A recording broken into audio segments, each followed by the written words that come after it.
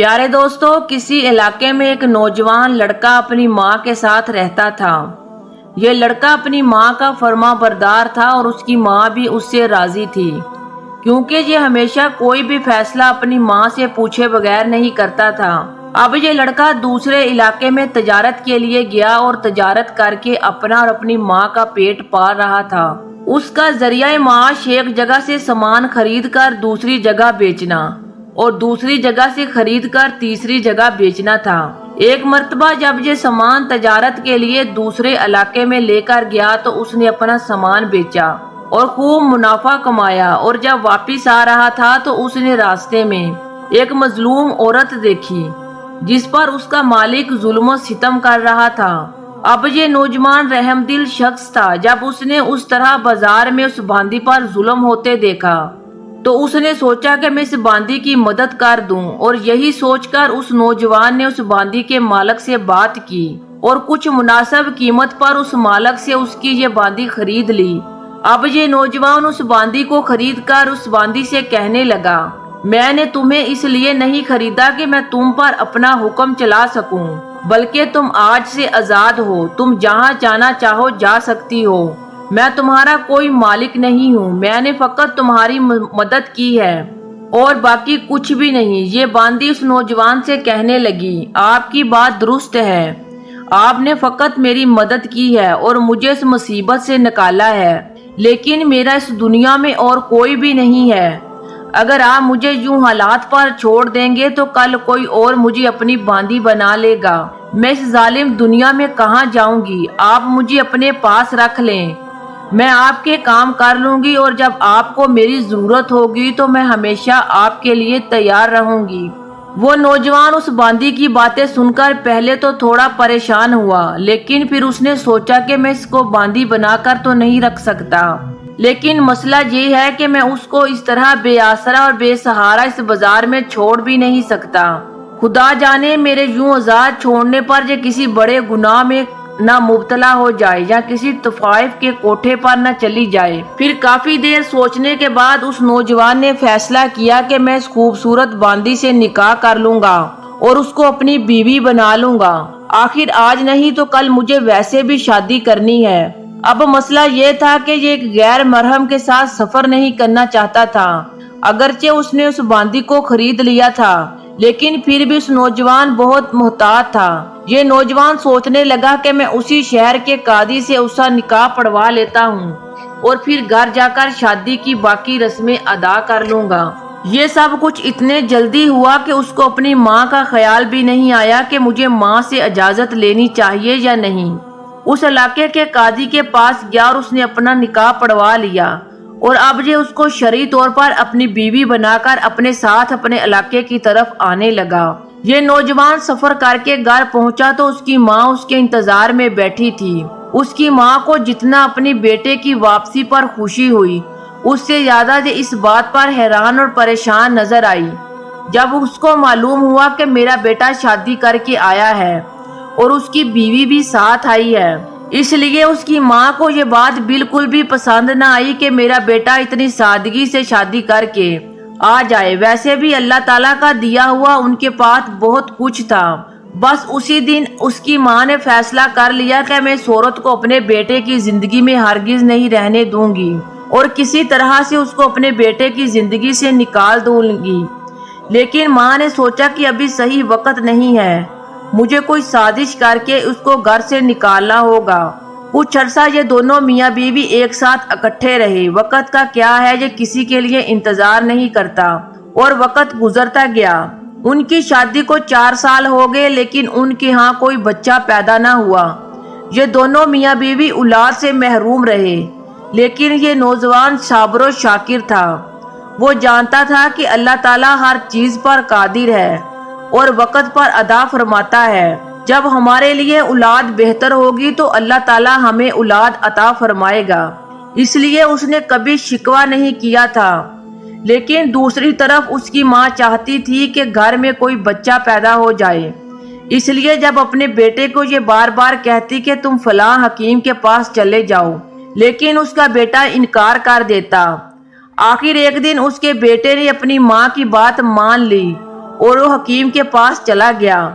اب یہ دونوں میاں بیوی حکیم کے پاس پہنچے تو حکیم اس سے کہنے لگا، میاں تم کبھی باپ نہیں بن پاؤ گے کیونکہ تم بچہ پیدا کرنے کے قابل نہیں ہو۔ تمہاری بیوی میں کوئی مسئلہ نہیں ہے، وہ جسمانی طور پر تندرست ہے، لیکن تمہیں ایک ایسی بیماری ہے، اس وجہ سے تم باپ نہیں بن سکتے۔ جب یہ ساری بات اس کی بیوی نے سنی تو ایک لمحے کے لیے پریشان ضرور ہوئی، لیکن پھر اس نے اپنے شوہر کو دلاسا دیا کہ پریشان مت ہو، میں ہمیشہ آپ کے ساتھ رہوں گی، میں آپ کی ہر مصیبت میں آپ کا ساتھ دوں گی اور مجھے بچوں کی کوئی ضرورت نہیں ہے۔ یہ نوجوان اپنی بیوی کی باتوں سے کچھ دیر دلاسے میں آ گیا اور اس نے بھی کڑوی کسیلی بات تسلیم کر لی کہ میں اب کبھی باپ نہیں بن سکوں گا۔ خیر دن گزرتے گئے اور جب ایک دن یہ نوجوان پھر تجارت کے لیے دوسرے علاقے میں گیا، ابھی اس کو تجارت پر گئے ہوئے کچھ ہی دن ہوئے تھے کہ پیچھے اس کی بیوی کو حمل کے آثار ظاہر ہونے لگے۔ جب 2 مہینوں کے بعد نوجوان تجارت کر کے گھر پہنچا، اب تک اس کی بیوی کو واضح طور پر حمل ٹھہر چکا تھا اور اس نوجوان کو اس بات کی خبر ہوئی تو اس کو بہت غصہ آیا، کیونکہ وہ جانتا تھا کہ اگر میں باپ نہیں بن سکتا تو یہ بچہ کسی اور کا ہے۔ بس اس نے خود سے فیصلہ کر لیا کہ میری بیوی نے میرے پیچھے کسی سے بدکاری کی ہے اور اسی وجہ سے اس کو حمل ٹھہر گیا ہے، کیونکہ میں تو باپ نہیں بن سکتا۔ اس نوجوان نے اپنی بیوی کو ساتھ لیا اور سیدھا اسی حکیم کے پاس چلا گیا اور ساری بات حکیم کو بتا دی۔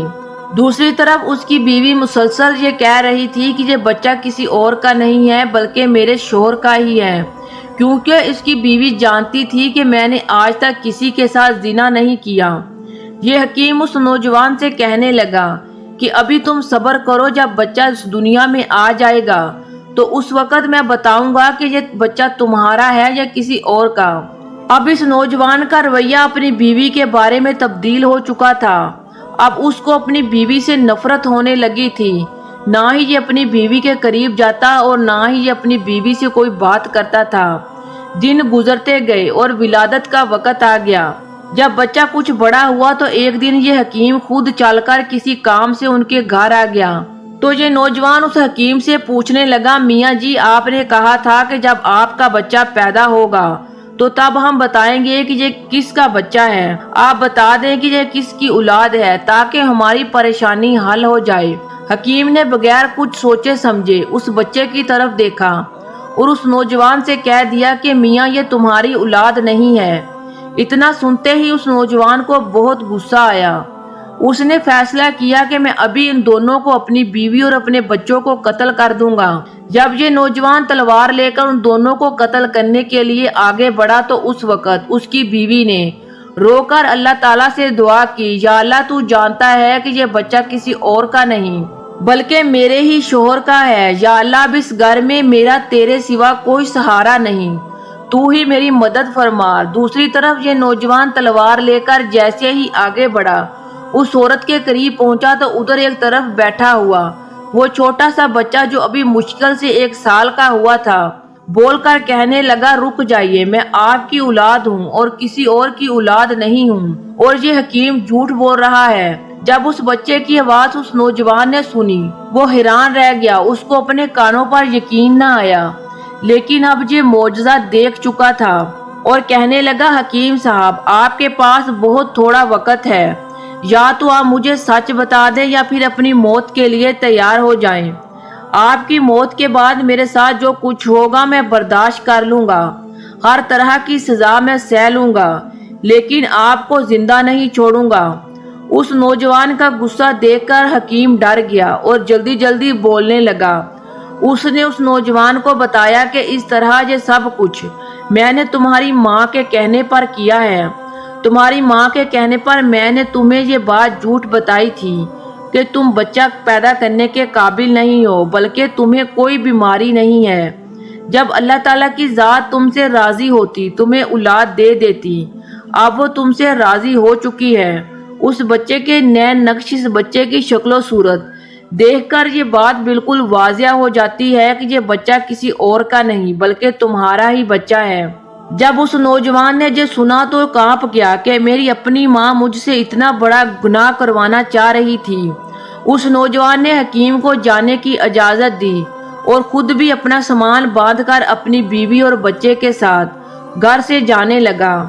ابھی یہ نوجوان دروازے تک پہنچا تھا کہ اس کی ماں آگے بڑھی اور اس نے اس کی بیوی کو پکڑ کر اس سے معافی مانگی اور ہاتھ جوڑ کر عرض کرنے لگی، میں تمہاری گناہگار ہوں، تم مجھے جو چاہے سزا دے دو، لیکن یہ گھر چھوڑ کر نہ جاؤ۔ وہ لڑکی رحم دل اور نیک دل تھی، اس کو اپنی ساس پر رحم آ گیا اور اتنی اپنی ساس کو سینے سے لگا لیا اور پھر کئی سالوں تک یہ سارے آپس میں پیارے محبت سے رہنے لگے، اپنے گھر کو جنت بنا لیا۔ سبحان اللہ۔ امید کرتی ہوں آج کی ویڈیو آپ کو پسند آئی ہوگی۔ ویڈیو کو لائک اور شیئر ضرور کیجیے گا۔